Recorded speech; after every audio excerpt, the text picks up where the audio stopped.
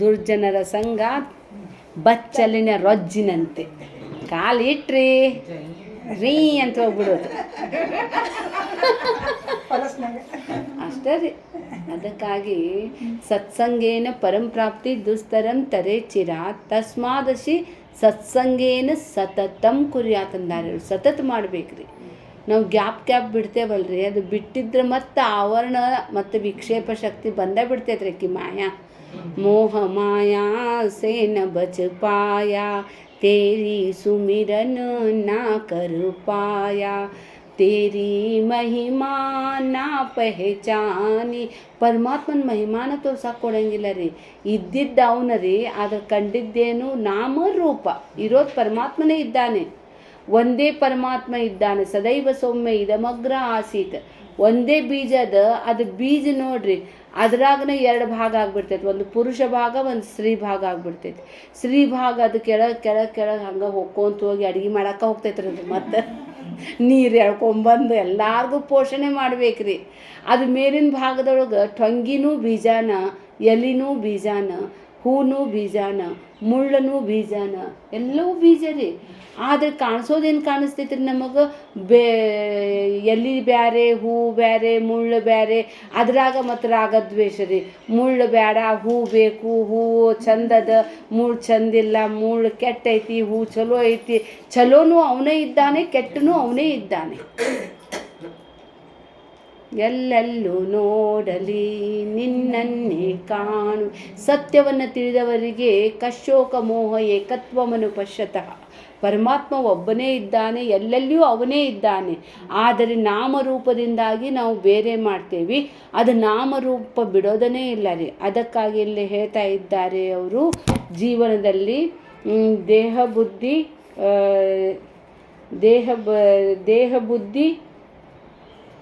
ಬುದ್ಧಿ ಚ ನಿಶ್ಚಯೋ, ಹೌದ್ರಿ, ದೇಹ ಬುದ್ಧಿ ಚ ನಿಶ್ಚಯೋ ದೃಢಜಾಲ ದೇಹಾತೀತತೆ ಹೀತ ಸಾಂಡೀತ ಗೇಲ. ದೇಹ ಬುದ್ಧಿತೆ ಆತ್ಮ ಬುದ್ಧಿ ಕರಾವೆ. ಅದು ದೇಹ ಬುದ್ಧಿ ಇದ್ದಿದ್ದ ಅದು ದೇವ ಬುದ್ಧಿ ಆಗ್ಬೇಕ್ರಿ. ನಮ್ದು ಬುದ್ಧಿ ಯಾವಾಗಲೂ ದೇಹದ ಕಡೆನೇ ಹೆಚ್ಚರಿ, ಮಾಯಾ ಕಡೆನೇ ಹೆಚ್ಚರಿ. ಈ ಶರೀರ ಮೊದಲು ಇದ್ದಿದ್ದಿಲ್ಲ, ಮುಂದಿರೋದಿಲ್ಲ. ಆದರೆ ಇಡೀ ಜೀವನ ನಾವು ಇದರದ ಲಾಲನೆ ಪೋಷಣೆ ಒಳಗನ ರೀ. ನೋಡ್ರಿ, ಮತ್ತೆ ಇದನ್ನ ಆಪ್ರೇಷನ್ ಮಾಡಿಸ್ಕೊಂಬರ್ಬೇಕು. ಕೆಟ್ಟಿದ್ದಕ್ಕೆ ಸುಧಾರಿಸ ರಿಪೇರಿಗೆ ತೊಗೊಂಡು ಹೋಗಿದ್ದ ಗ್ಯಾರೇಜ್ಗೆ. ಇದು ಗ್ಯಾರೇಜ್ದೊಳಗೆ ಅದು ಒಂದು ಚಲೋ ಅದ ರೀ. ಪರಮಾತ್ಮಂದು ಗ್ಯಾರೇಜ್ದೊಳಗೆ ಒಂದು ಸಲ ಕೊಟ್ಟಿದ್ದು ಇನ್ನೊಂದು ಸಲ ಕೊಟ್ಟೇ ಇಲ್ರಿ ಅವ್ನು. ನಮ್ದು ಎಂಥ ಚಲೋ ಹಲ್ಲಿದ್ವು, ಅವೆಲ್ಲ ಹೋದ್ವು. ಡೂಪ್ಲಿಕೇಟ್ ಹಾಕಿಸ್ಕೊಂಬಂದ್ರು ಏನೇನೋ ಶಾಶ್ವತ ಅಲ್ಲ ರೀ. ಯಾವಾಗ ಅದರದ್ದು ರುಚಿನೇ ಇಲ್ಲ ರೀ. ಇದು ಪರಮಾತ್ಮ ಏಕೀ ಬಾರ್ ದೇತಾ ಹೈ, ಯದ್ಗತ್ವ ನ ನಿವರ್ತಂತೆ. ಒಂದು ಸಲ ಒನ್ವೇ ಪ್ರವೃತ್ತಿ ಮಾರ್ಗದೊಳಗೆ ಹೋಗೇ ಬಿಟ್ವಿ ರೀ. ಹೊಳ್ಳಿ ಬರ್ಬೇಕಂದ್ರೆ ಭಾಳ ತ್ರಾಸದ ರೀ. ಆ ಬುದ್ಧಿ ಪ್ರವೃತ್ತಿ ಮಾರ್ಗದೊಳಗೆ ಬುದ್ಧಿ ಇದ್ದವ್ರಿಗೆ ನಿವೃತ್ತಿ ಮಾರ್ಗ ಸೇರಂಗೇ ಇಲ್ಲ ರೀ. ಆದರೆ ನಿವೃತ್ತಿ ಮಾರ್ಗದಲ್ಲಿ ಇದ್ದವರಿಗೆ ಪ್ರವೃತ್ತಿ ಮಾರ್ಗದಲ್ಲಿ ಹೋಗೋಕ್ಕಾಗಂಗಿಲ್ಲ. ಅದಕ್ಕಾಗಿ ದ್ವಾಮಿಮೌ ಪುರುಷೌ ಲೋಕೆ ಕ್ಷರಕ್ಷಾಕ್ಷರೇ ವಚ. ಒಂದು ಕ್ಷರ ಬ್ರಹ್ಮ ಇದ್ದಾನೆ, ಒಂದು ಅಕ್ಷರ ಬ್ರಹ್ಮನಿದ್ದಾನೆ. ಕ್ಷರ ಅದು ಯಾವಾಗ ಕ್ಷೀಣಿಸುತ್ತಲೇ ಹೋಗೋದ್ರಿ.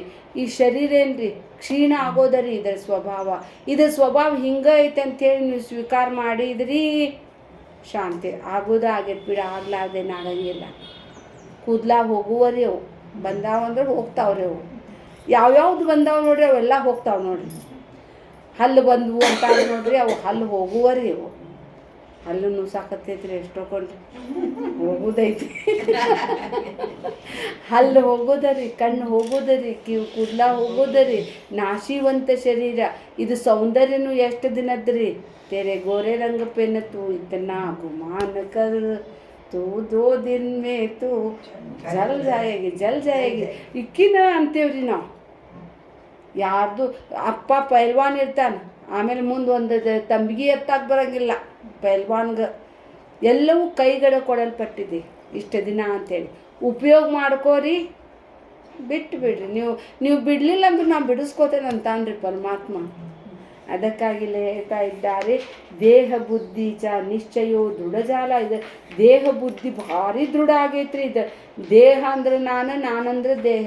ದೇಹಕ್ಕೂ ನಮಗೂ ಇಷ್ಟು ಅನೋನ್ಯ ಸಂಬಂಧ ಆಗೈತೆ ಅಂತ ಹೇಳಿದರೆ ತಪ್ತ ಪಿಂಡ ನ್ಯಾಯ ಅಂತದ ರೀ. ಆ ನ್ಯಾಯದಲ್ಲಿ ಆ ಬೆಂಕಿ ಗುಣ ಆ ಕೆಬ್ಬಣಕ್ಕೆ ಬರ್ತೈತಿ, ಕೆಬ್ಬಣದ ಗುಣ ಬೆಂಕಿಗೆ ಬರ್ತೈತಿ.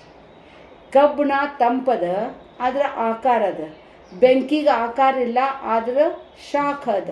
ಅದು ಎರಡೂ ಕೂಡಿದ್ದಕ್ಕೆ ಬೆಂಕಿ ಗುಣ ಕೆಬ್ಬಣಕ್ಕೆ ಬರ್ತೈತಿ, ಕೆಬ್ಬಣದ ಗುಣ ಬೆಂಕಿಗೆ ಬರ್ತೈತಿ. ಅದು ಕೆಬ್ಬಣ ಕೆಂಪು ಕೆಂಡ ಕಾಣ್ದಂಗೆ ಕಾಣ್ತೈತ್ರಿ, ಅದ್ರ ಶಾಖ ಬರ್ತೈತ್ರಿ. ಬೆಂಕಿಗೆ ಅದು ರೌಂಡ್ ಆಗೈತಂತೆ. ಆದರೆ ಪರಸ್ಪರ ರೀ. ಆದ್ರೆ ಒಂದು ಸ್ವಲ್ಪ ಬಿಡ್ರಿ, ತನ್ನಷ್ಟಕ್ಕೆ ತಾನ ತಮ್ಮ ಸ್ವಭಾವಕ್ಕೆ ಬರ್ತೈತ್ರಿ. ಅದು ಸ್ವಲ್ಪ ಹೊತ್ತು ಬಿಟ್ರೆ ಅದು ಶಾಖ. ನೀರು ತಣ್ಣಗಾಗ್ಬೇಕ್ರಿ. ನೀರಿನ ಗುಣ ಏನದರಿ ತಂಪದ ರೀ. ಆದರೆ ಬೆಂಕಿಯ ಸಂಸರ್ಗದಿಂದ ಅದು ಬೆಂಕಿ ಭಾಳ ಕಾದಂಗೆ ಅನ್ನಿಸ್ತೈತಿ. ಖರೆ ಅಂದ್ರೆ ಅದರದ್ದು ಇದನ್ನು ಬಾರೋ ಮಾಡ್ಕೊಂಡೈತ್ರಿ. ಅದು ಬೆಂಕಿದ ಗುಣ ತಾನು ತೊಗೊಂಡೈತಿ. ಒಂದು ವೇಳೆ ನಿಮಗೆ ಮೈ ಮೇಲೆ ಎಣ್ಣೆ ಬಿದ್ದರೂ ಅಷ್ಟು ತ್ರಾಸಾಗಂಗಿಲ್ಲಂತ, ಕೆಂಡ ಬಿದ್ದರೂ ಸಹಿತ ಅಷ್ಟು ತ್ರಾಸಾಗಂಗಿಲ್ಲ ರೀ. ಒಂದು ವೇಳೆ ಕುದಿಯೋ ನೀರು ಬಿದ್ದರೆ ಅದು 7 ಪದರ ತನಕ ಸುಡ್ತೈತಂತ್ರಿ. ಅಷ್ಟು ರಾಜನ್ಗಿಂತ ರಾಜನ್ ಬಂಟಕ್ಕೆ ಸೊಕ್ಕಂದಂಗೆ ಅಷ್ಟು ಪವರ್ಫುಲ್ ಆಗಿರ್ತೈತ್ರಿ. ಆದರೆ ಸ್ವಲ್ಪ ಹೊತ್ತು ಬಿಟ್ರೆ ತನ್ನವನ್ನು ಕಳ್ಕೊಂಡು ಮತ್ತೆ ಸಹಜ ಎಲ್ಲಿಗೆ ಬರ್ತೈತ್ರಿ ಅದು, ಮತ್ತು ತಣ್ಣಗಾಗ್ಬೇಕ್ರಿ ಅದು. ಅದಕ್ಕಾಗಿ ಹೇಳಾಕತ್ತಾರೆ, ಇದು ದೇಹ ನಾನು ಅಲ್ಲ ರೀ. ಅದು ತೋರಿಸೋ ಸಲುವಾಗಿನ ದೇಹ ಕ್ಷೀಣ ಹಾಕ್ಕೊಂತ ಬಂದು ಆತ್ಮ ಸ್ವರೂಪ ಆಗ್ತೇವ್ರಿ ನಾವು. ದೇಹ ಬುದ್ಧಿತೆ ಆತ್ಮ ಬುದ್ಧಿ ಕರಾವೆ ಅಂತ ಹೇಳಿದ್ರೆ ಆಗೋ ತನಕ ನಿಲ್ಲಬೇಕಾಗಿಲ್ಲ ರೀ. ಆದರೆ ನೀವು ಒಂದು ವೇಳೆ ಸಜ್ಜನರ ಸಂಗತಿ ಹಿಡಿದರೆ ನಿಮಗೆ ಸರಳ ತೋರಿಸ್ಕೊಡ್ತಾರೆ. ತ್ವಂ ಗುಣತ್ರಯಾತೀತ, ತ್ವಂ ಕಾಲತ್ರಯಾತೀತ, ತ್ವಂ ದೇಹತ್ರಯಾತೀತ, ಎಲ್ಲ ಅತೀತ. ಅದನ್ನು ನೇತಿ ಮಾಡ್ತೈತ್ರಿ. ಎಲ್ಲಿ ಮಾಡ್ತಾರ್ರಿ? ಕೇವಲ ಸಜ್ಜನರ ಸಂಗತಿಯೊಳಗಿದ್ದಾಗ ಸತ್ಸಂಗದಲ್ಲಿ ಮಾತ್ರ ಸತ್ಯ ವಸ್ತುವಿನ ಒಂದು ಡಿಸ್ಕಷನ್ ಆಗ್ತೈತ್ರಿ. ಇಲ್ಲೇ ಒಂದು ಅದರದ್ದು ನಿರಾಕರಣೆ ಆಗ್ತೈತಿ. ಇಲ್ಲಂದ್ರೆ ಏನಿಲ್ಲ ರೀ. ಇಲ್ಲಿ ಬರ್ಲಾರ್ದವ್ರಿಗೆ ಇವೆಲ್ಲ ಹೊರಗೆ ನೋಡ್ರಿ ಎಷ್ಟು ಗದ್ದಲದ ಇದೆ ದೇಹದ ಸಲುವಾಗಿ. ಏನು ಮಾಲ್ಗಳು, ಏನು ಮಾರ್ಕೆಟ್,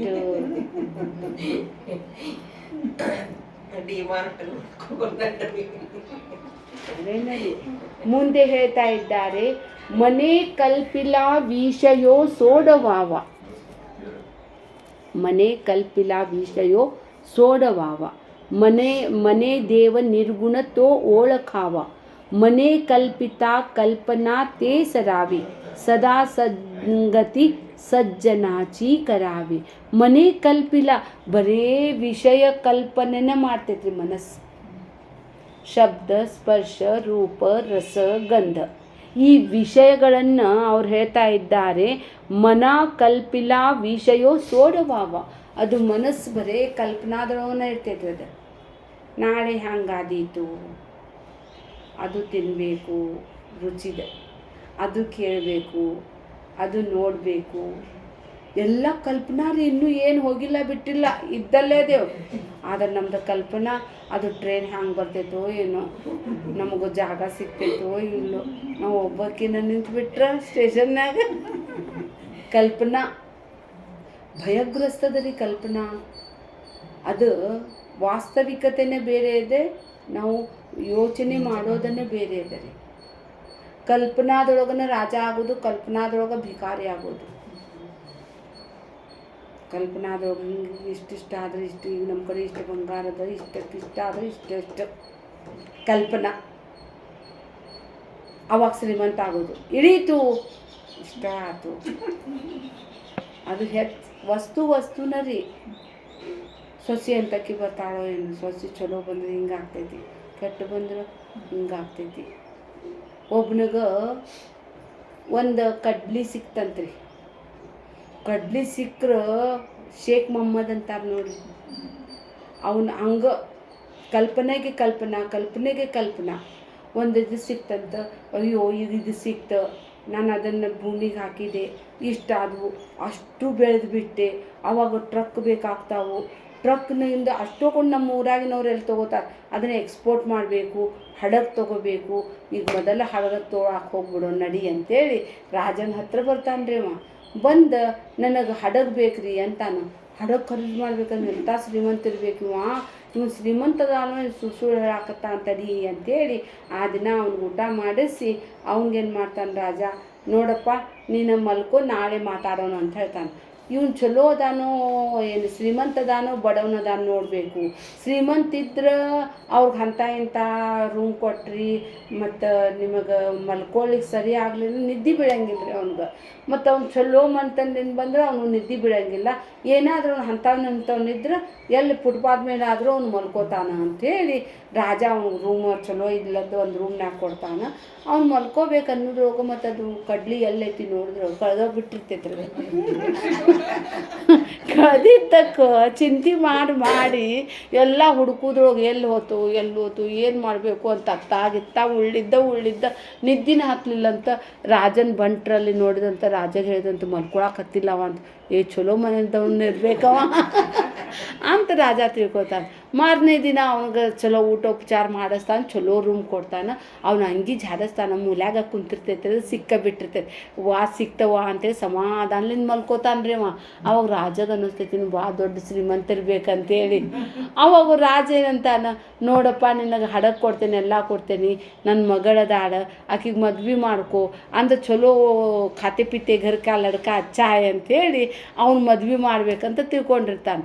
ಅವಾಗ ಅವ್ನಿಗೆ ಅನ್ನಿಸ್ತೈತಿ ಇವನು ಒಂದೇ ಕಾಳು ತೊಗೊಂಬಂದು ರಾಜನ ಮನ್ಯಾಗ ಅಳಿಯ ಆಗ್ತಾನೆ ರೀ ಅವ. ಅವ್ನ ಕಲ್ಪನಾ ಚಲೋ ಮಾಡ್ಯಾನ್ರಿ. ರಾಜದ ಬಿತ್ಯಾನ ಉತ್ಯಾನ ಎಲ್ಲ ಕಲ್ಪನಾ. ಅದಕ್ಕಾಗಿ ಇಲ್ಲಿ ಹೇಳ್ತಾ ಇದ್ದಾರೆ, ಮನೆ ಕಲ್ಪಿತ ಕಲ್ಪನಾ ತೇ ಸದಾವಿ ಸದಾ ಸಂಗತಿ ಸಜ್ಜನಾಚಿ ಧರಾವಿ. ಸಜ್ಜನರ ಸಂಘ ಅಂತ ಹೇಳಿದ್ರೆ ಅಲ್ಲಿ ಸದ್ಗುರು ಇರ್ತಾನೆ ರೀ. ಸದ್ಗುರುವಿನ ಜೊತೆಗೆ ಯಾರು ಇರ್ತಾರಲ್ಲ ಅವ್ರ ಜೀವನ ಏನಾದರೂ ಆಗಲಿ ಒಳ್ಳೇದಾಗ್ತೈತ್ರಿ. 10 ಮಾತು ಕೇಳಿಲ್ಲ ಅಂದ್ರೆ ಒಂದು ಚಲೋ ಮಾತ್ರ ಮನಸ್ಸಿನಾಗರ ಉಳಿತೈತ್ರಿ.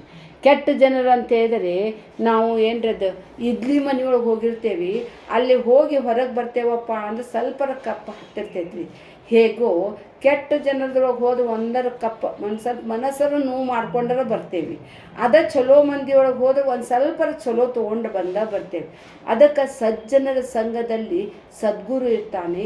ಸದ್ಗುರುವಿನ ವಾಣಿಯನ್ನು ಯಾರು ತಮ್ಮ ಜೀವನದಲ್ಲಿ ಅಳವಡಿಸ್ಕೋತಾರಲ್ಲ ಅವ್ರಿಗೆ ಒಳ್ಳೇದಾಗೇ ಆಗ್ತೈತಿ. ಅದಕ್ಕಾಗಿ ನೋಡಪ್ಪ, ಬೆಳಿಗ್ಗೆ ಆಗಂಗಿಲ್ಲ ರೀ, ವೇದಾಧ್ಯಯನ ಮಾಡಿರಿ ಆಗಂಗಿಲ್ಲ ರೀ, ನೀನೇನಾದರೂ ಸ್ವಲ್ಪ ಜಪ ತಪ ಮಾಡಿರಿ ಆಗಂಗಿಲ್ಲ ರೀ. ಹೋಗ್ಲಿ ಬಿಡಪ್ಪ, ಯಾರು ವಿಭತ್ತಿ ಪಟ್ಟ ಹಚ್ಕೊಂಡಿರ್ತಾರೆ ಅವ್ರ ಮುಖಾರ ನೋಡಿ ಸಾಕು, ಅದು ನೋಡ್ತೇನೆ ರೀ ಆದರೂ ಆಗ್ತೈತಿ ಅಂದ. ಅವ್ರ ಮನೆ ಎದುರುಗಡೆ ಅಜ್ಜನ ಚಲೋ ರಬ್ಬ ವಿಭತ್ತಿ ಪಟ್ಟ ಹಚ್ಕೋತಿದ್ದ ಅಂತ.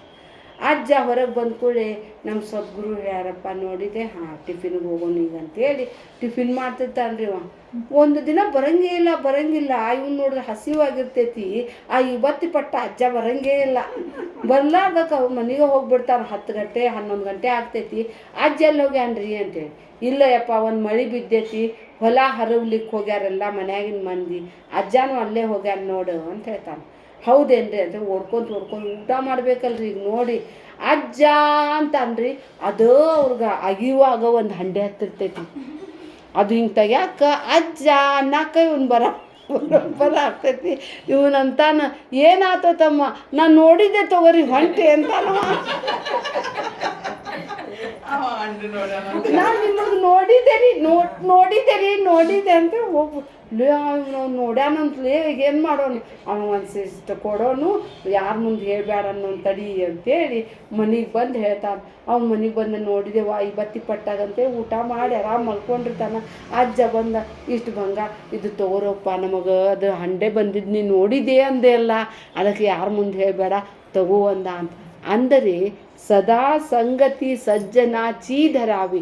ಬರೇ ಗುರುವಿನ ಒಂದು ವಾಣಿ ರೀ, ಅವ್ರ ಮುಖ ನೋಡೇನಿ ಅಂದಿದ್ದಕ್ಕನ ಅವನು ಏನಾದ ಅಂತ ಹೇಳಿದರೆ ಜೀವನದಲ್ಲಿ ಒಂದು ಐಶ್ವರ್ಯ ಕಂಡ ಅಂಥೇಳಿ.